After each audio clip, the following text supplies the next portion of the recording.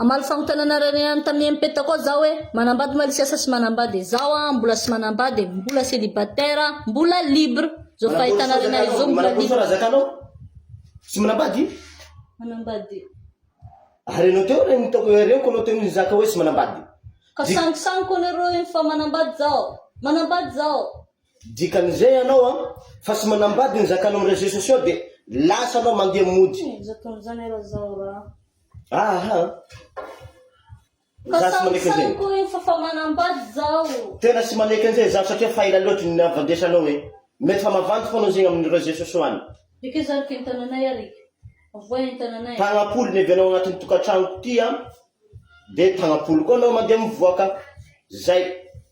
Anao fa sy mila miditra trano aty aminaty. Agny anao. Mandeha mipody agny. Reso telefôny anao de mandeha anao sy manambady zegny. Ka manambady zao.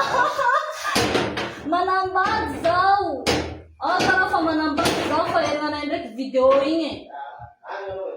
Anao fa sy manambady zany de agny anao sy manambady. Io faly sara zany anare niany fa ny sarabady zao. Avy amin'ny fagnontaniana anare tao foana ampisarabady anay io. Tsy manjary maty.